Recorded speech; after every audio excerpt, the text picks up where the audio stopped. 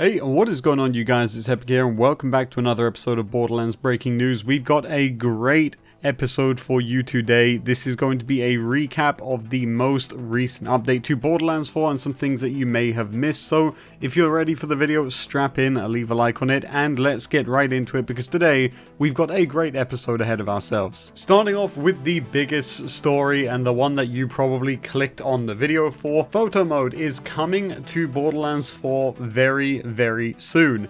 Gearbox say that they are wrapping up their work on it and they expect it to be finished very soon in the near future. So this is something I wanted to talk about, because what's interesting about this is that they are further along than you might think. I know some people are probably thinking, well, this means it'll be here in the next 2 or 3 months. However, I will let you know that in the game files, Gearbox have already started laying the groundwork for PHOTOMODE, as all of the assets, or at least most of the assets, are present, including all of the HUD settings, the CSS files, the images, the sprites and whatnot. So very good news. I expect PHOTOMODE to be in the game in the next couple of weeks at the most, to be honest, but we may also be waiting until Bloom Reaper drops. But all in all, this is great news, as a lot of people wanted the game to launch with PHOTOMODE, so seeing it coming is a great thing. And some additional details for this: PHOTOMODE, I do believe, is going to have options for cinematic borders on images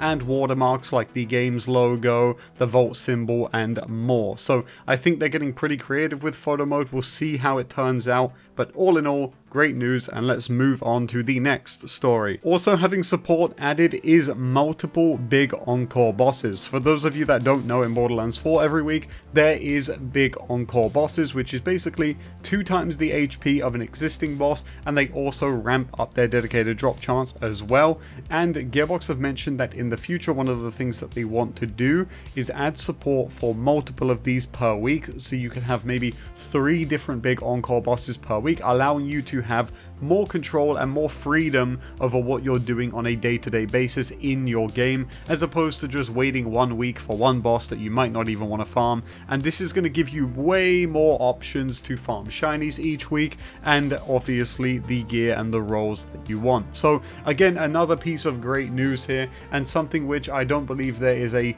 solid time frame on, but let's hope that it happens very soon. Also being added in the future, or at least it seems like this is being added in the future, is an option to turn on 4-player difficulty scaling. So for those of you that are not aware, in Borderlands 4 and in the previous games as well, there is different player scaling. This has been a thing all the way since back in Borderlands 2, where basically the game gets harder the more people that join it, right? So at 1-player scaling, it's going to play much like it is for the majority of the player base, but as you add people into the game, it's going to ramp up the health of enemies. And it seems as though Gearbox are going to be adding support for a 4-player scaling toggle soon, which of course means you get to test your builds against even harder foes.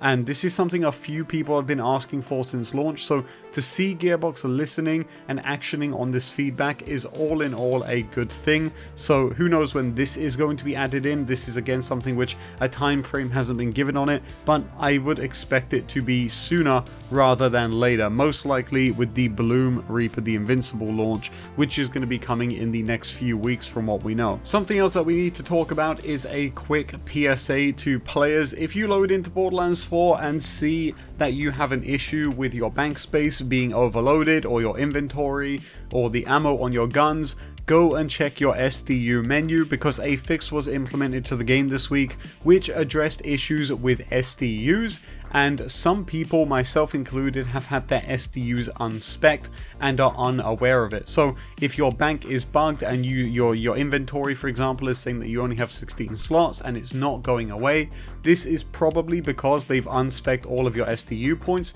So go in game and respec all of your stuff, because that should fix the issue you are having right now. I just wanted to talk about that in this video because it was something that was affecting me, and I figured that if I'm running into it, then you most most likely are as well, so don't panic, go in there and respec all of your SDU points, because this is something that has happened following the last patch. Now, a few more PSAs to talk about. First of all, there was a change in this patch to make it so that melee bayonets on weapons will now grant you melee damage bonuses, which is all in all a big plus for the game, because this was functionality that a lot of people were shocked wasn't in the game. It was in Borderlands 2, right? So a lot of people expected that if they were listening to the community with Borderlands 4, that this would be a feature in the game, but it just was not. So this was added in the latest patch. However, there is a caveat with this. Some weapons are not giving the melee damage bonus, and it's not really clear how to check which ones do grant it. So this is something Gearbox are aware of,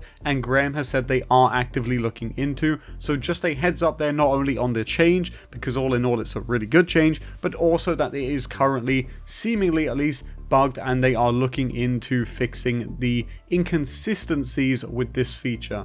So just something I figured you guys would want to know. Another PSA, I made a video a couple weeks ago or over a month ago, whatever it was now, about bosses having their health bars bugged when you're playing Eamon. Now this turned out to be an issue that was affecting every character, which is interesting. We'll get back to that in a moment, but Gearbox did note in this patch that they had fixed this issue, so bosses' health bars will behave properly when you're facing them as Eamon with heavy weapons and whatnot, and I have not seen this bug appear since this update. However, I have heard that people are still seeing this on Harlow, Rafa, and obviously Vex as well. So this seems like a global issue, like many people pointed out in the video when I made it, and I'm not entirely sure if Gearbox is aware of that, but they do say at least that it's been fixed on Eamon, and in my experience I haven't seen it since the patch, so that is a good thing all around. But I do think they should focus their efforts on making sure that this can't appear with other characters,